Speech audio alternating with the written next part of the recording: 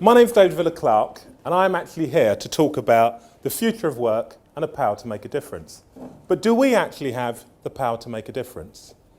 Now, some people say that I'm a man of contradictions. I work in a city, square mile just behind us, with some of the wealthiest people in this world. Some people have money that we can only ever dream of. But are they happy? Is a question that I often have to ask myself after spending time with them. Now, by contrast, I spend time working with some of the poorest people, children in Botswana, which is about 10,000 k away from here. Now, what I find with those children is, whilst they don't actually have the material wealth, they actually do have happiness. They do smile, they do play, and they do actually jump up and down every time that I go out there to see them. So for me, the question is, who actually has got it right?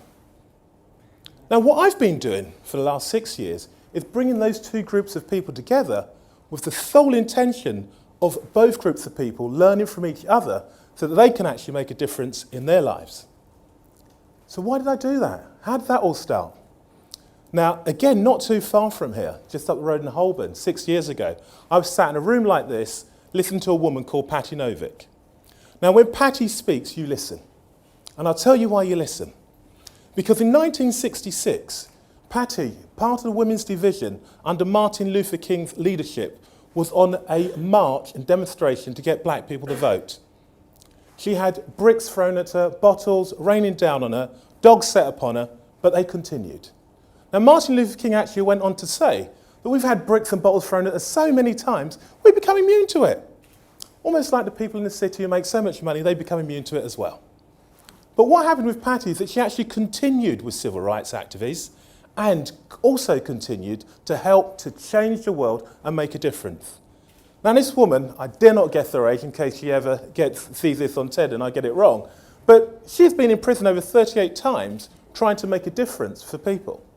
So I sat there in the audience, inspired, thinking, well, do you know what, David? You need to actually go out there and make a difference. Stop thinking about it, take some action. I then went back to work and started to reflect on that talk that I'd actually been in. And one of the things that really struck to me was that I spend a lot of time donating to Mr. Corney and Barrow and also Mr. Slug and Letters on a Thursday with my friends. Now, we'd often sit around and we'd actually talk about our day, talk about the clients who we'd helped, and try to understand why people are actually unhappy. So I then took it one stage further and then decided that what I was going to do was set up a charity. I didn't know where I was going, what I was going to do, but I knew two things. One, in order for me to actually do a project, it had to be replicable. Because Patty said, if you do something, you really do have to make sure that it can actually be replicated. So I thought, yeah, okay, doesn't sound easy, but I'll do it. I also knew that I actually quite like sports and working with children.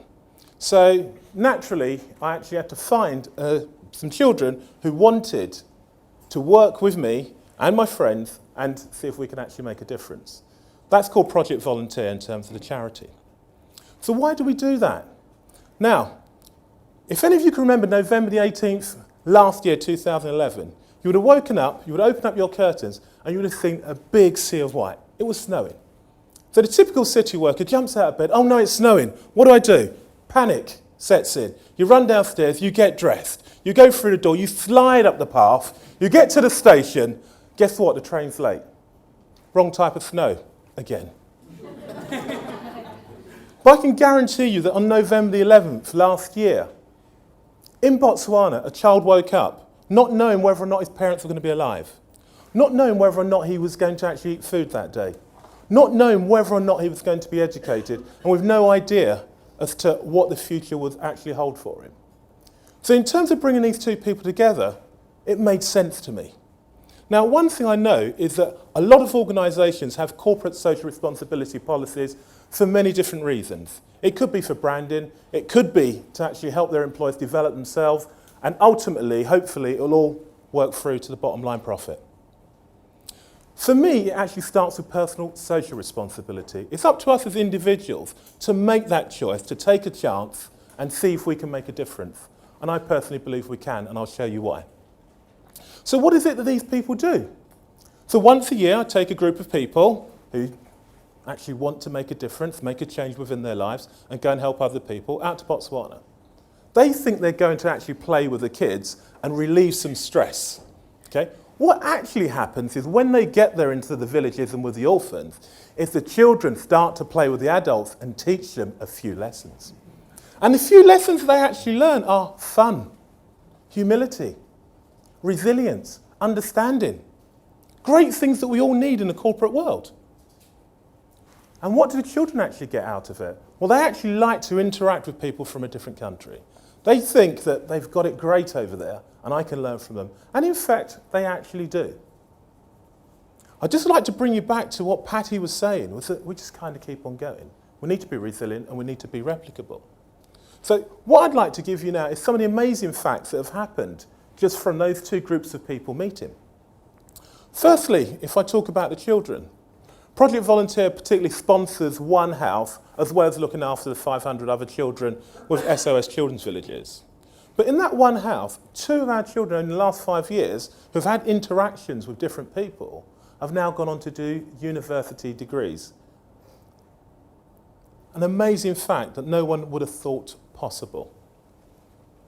5 of the other children in that house all go to a full-time school, educated.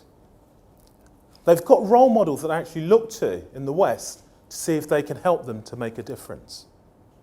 The rest of the children are all doing fine, but it would be wrong of me to tell you that it's a great success story all around because they do have different physical challenges. But what of the volunteers? So what actually works well for them? Now, I can tell you when they actually come back to the UK, people actually start to see life differently. Snow on the line doesn't really actually matter anymore. Running late for an appointment? Well, you know what, it can wait. Yeah, I'll just apologise when I get there. But the biggest change I actually see in the workplace is people thinking differently. What is it that I can actually do to make my day different? What is it that I can actually do to appreciate my day? And what is it that I can actually do to inspire others to make a difference alongside me? I just want to give you 3 quick examples of things that have happened. Remember what Patty said about the project being replicable? Monica, she was one of my volunteers in 2009, came back, really enjoyed the project, and has now replicated the exact same project in Kenya. Monica worked in IT. She stopped doing that now. Okay, so perhaps her boss isn't too happy with me, but she's a lot happier. Okay. Paul, been to project volunteer trips 3 times. And this guy, again, works in the city, works in finance, and has really enjoyed his life. This year he's gone self-employed, so he can actually devote more time to corporate social responsibility and also his family. And also Katie, who came last year, has just joined my committee because she can actually see the benefits of making a difference. Now, organisations, when people go back, as I've said before, actually get to see the benefit of people doing things like this. I'd just like to finish and just bring you forward to understand how do we actually have the power to make a difference and what does the future of work actually look like? Now, if we think about those 2 children who are at university and the others who are actually coming up through, they're going to have an impact on the global economy, which affects me and you. People in the workplace, happier, doing all the right things, have an effect on bottom line profits, global economy, which affects me and you. So I ask the question again, power to make a difference, do we have it? You bet we do. What I'd like to leave you with is just some pictures of some of those kids who have inspired me and continue to inspire me to make a difference, and hopefully maybe I've inspired 1 or 2 of you to actually go out there and make a difference.